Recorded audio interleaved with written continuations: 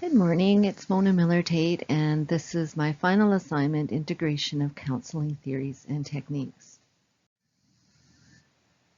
To start off with, I have shown my map of the ideas, and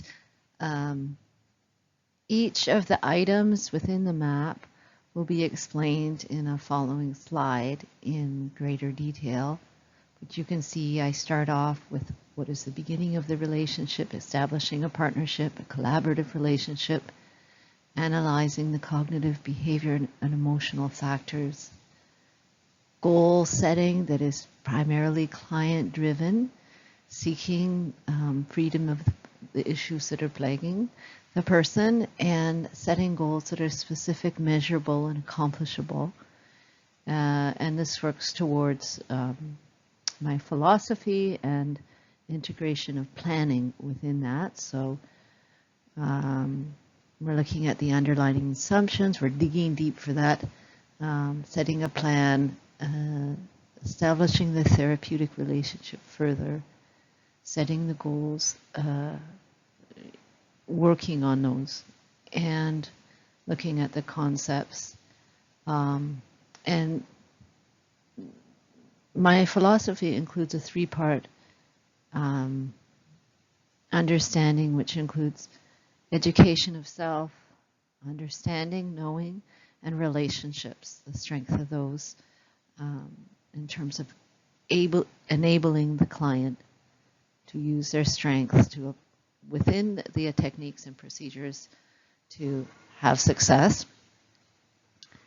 And then there's my training and style, which affects the techniques and application. So I do like education, and in that way, cognitive behavior therapy really applies nicely to me. So I would primarily use techniques, theory related, grounded within CBT, just because also it's so applicable to so many needs.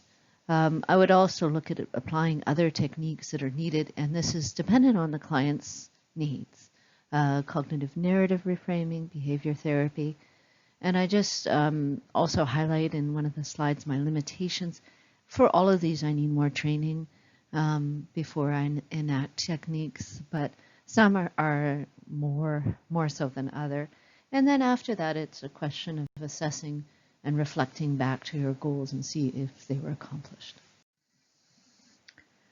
So education can free one from many of life's challenges, and counseling is about educating about oneself and self in relation to others. It is within this context that the act of shared collaborative discussion that one is able to explore self and understand emotional, cognitive, behavioral, and interpersonal reactions. The therapeutic relationship allows the opportunity for individual needs to be considered in a supportive environment, one that encourages insight and change. The counselor facilitates a therapeutic relationship. It is important to me that clients discover themselves and create their own path to change. I am sharing the journey, a mirror reflecting and sometimes tilting the angles to reframe emotions, behaviors, and thoughts.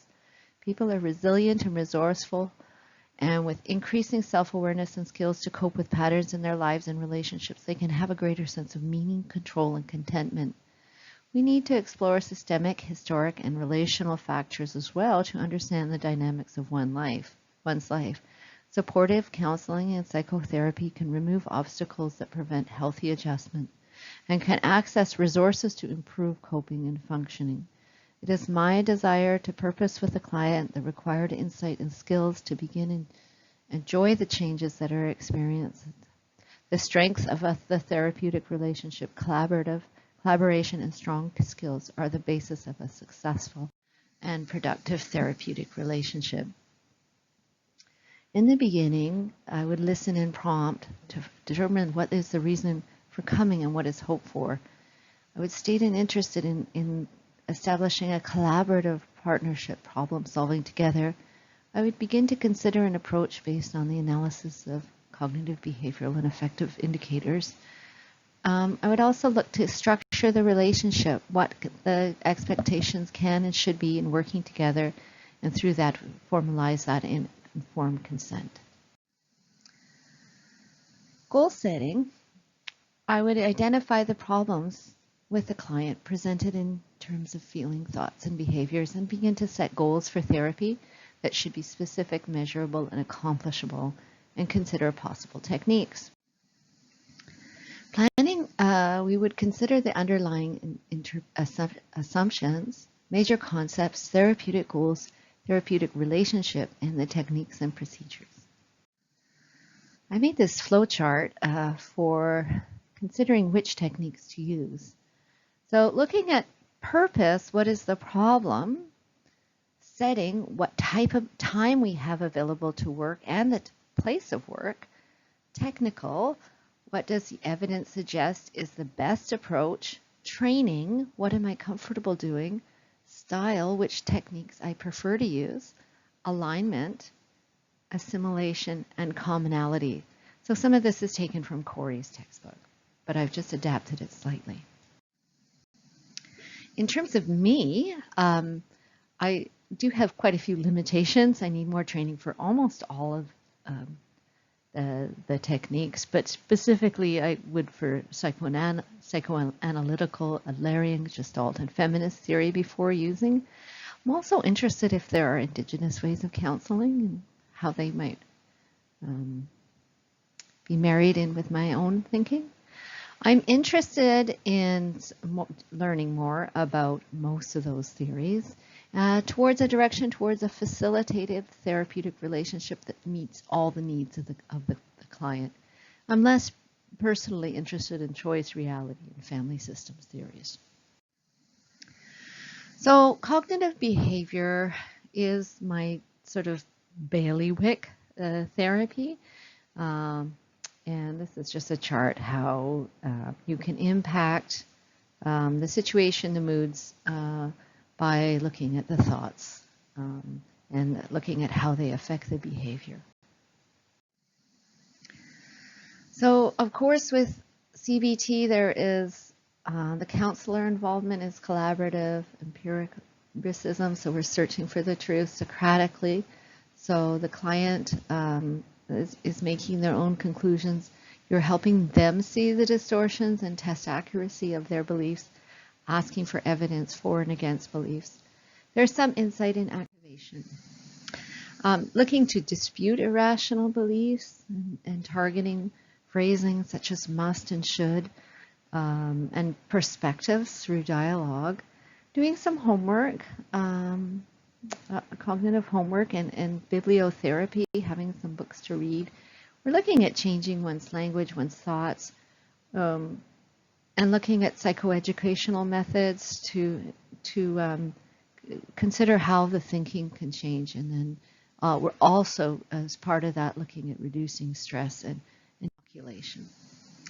So I really like Viktor Frankl's quotation, between stimulus and response, there is a space. In that space is our power to choose our response. In our response lies our growth and our freedom. This correlates with my own personal belief in the value of education and improving understanding. In this case, you're examining self, you're educating self, you're examining your perspectives.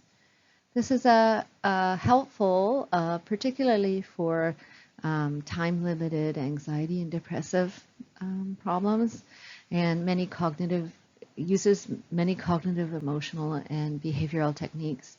And it's a means of challenging faulty or negative thinking. And you see a picture of my daughter here, and she went to a counselor for 5 sessions and used CBT. Counselor applied this quite nicely, and my daughter had some distortions of thinking about a past situation, and the counselor was actually able to reframe it. And literally, my daughter was singing in the car on the way home, where a month earlier she had been quite anxious and sad. So it was very helpful. And here is a little bit about the relationship with the client. The client is in charge, which I really like. So they express areas of concern And together we can explore different conflicts, including cultural, and teach new behavior, emphasis on thoughts and belief, and somewhat active therapist involvement, but non-judgmental, looking for accommodations. And this is a picture of my son in the corner, and I'll share a story later on about him. We need to be careful with CBT to understand client in his or her world and life view before attempting to consider changes.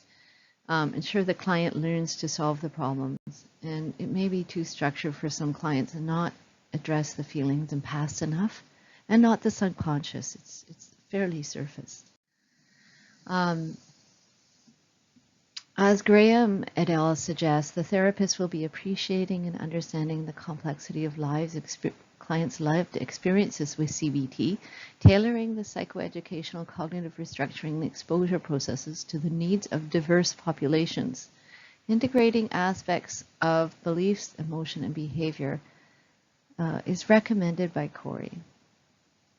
As the evidence of the efficacy of CBT has been overwhelmingly conducted on white populations, however, there may be caution in assuming that it will be effective in all clients.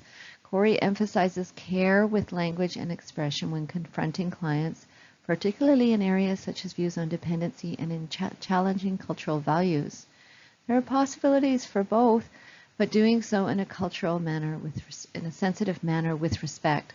Likewise, we need to exercise care with cultural distinctions in the area of expressiveness and assertiveness. You're trying to seek congruency with understanding of the client and the client's language.